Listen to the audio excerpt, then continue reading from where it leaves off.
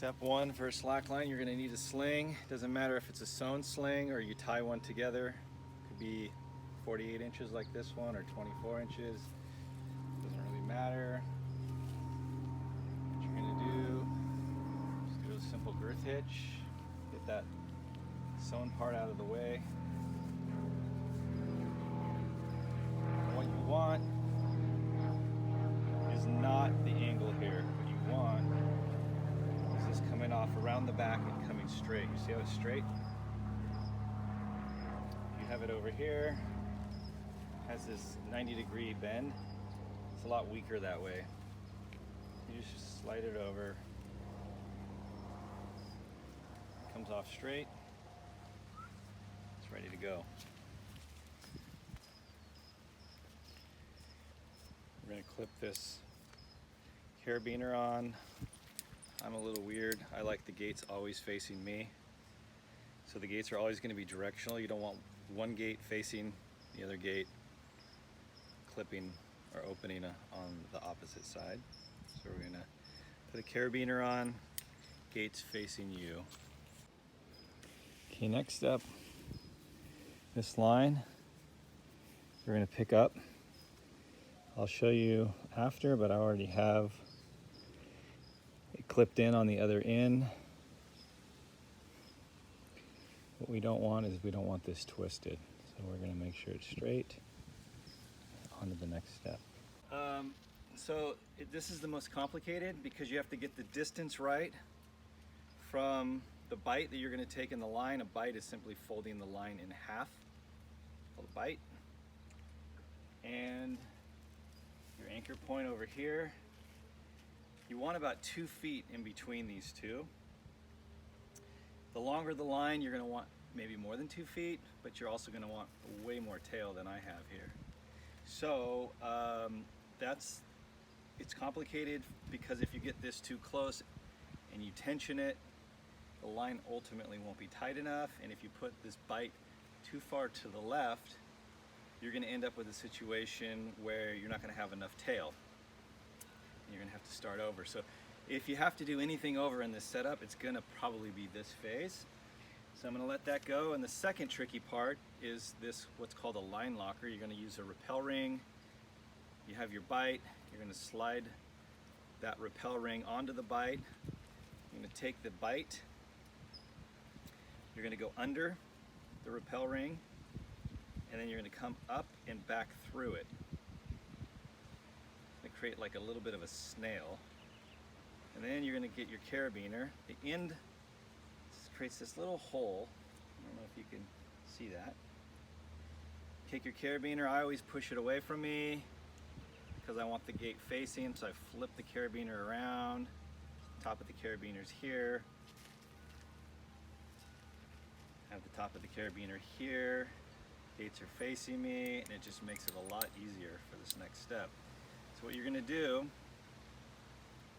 is, now that you have a flat line, this is obviously coming out flat if you've done it right.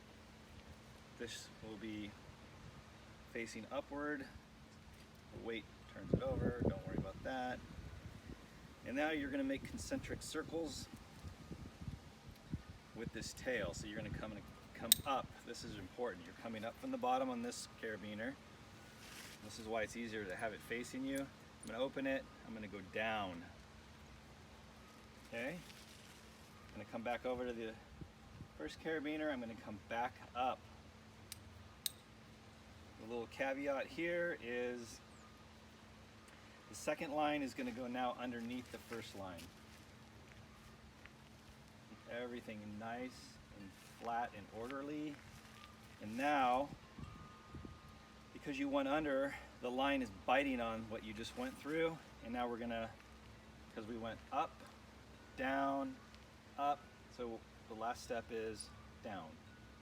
And we're going to do the same thing. We're going to take the second line and put it underneath the top line. So this is creating friction. You see this little pulley system?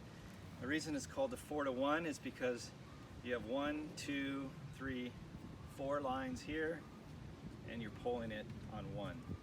4 to 1. Now you're going to tension this. As you tension it, this distance is going to get closer and closer, and like I said earlier, if you do it incorrectly, this carabiner will hit this carabiner and your line won't be tensioned enough. Now, if you're going to pull this by yourself, you can go around your back, hand go up high, don't do your fingers, you'll crush them. And it's better to do this with 2 or 3 people because you need a lot of tension to walk on it. But just to get started, get it as tight as you can by yourself. And then I would say go walk it a little bit, sit on it, whatever you need to do. Stretch the line out. And then come back. Once you stretch the line, it'll pull more. And because I was in a rush, it's a little closer than I would like, but I'm only 150 pounds, so even when I pull these tight, I'll be able to walk the line and have some fun. So that is your setup. And same thing, skirth hitch, it's coming off straight. You don't want it coming over and bending off here. Straight. I needed an extra little runner there just to make the distance. So you can do 2 things over here. You can do a clove hitch. You could actually do a munter with this 1-inch webbing. It'll bite on itself and won't come undone, or you can do a line locker. This is a kind of flirting here, but I didn't have a lot of line. It's gonna work. It's biting down so hard on itself here with the line locker. It's just clean. Looks good. Obviously, the line is nice and flat all the way across. We get to this other line locker here. Notice the gate is facing to the right. These are old carabiners that have been outside for probably 8 years. This is 4-to-1 pulley.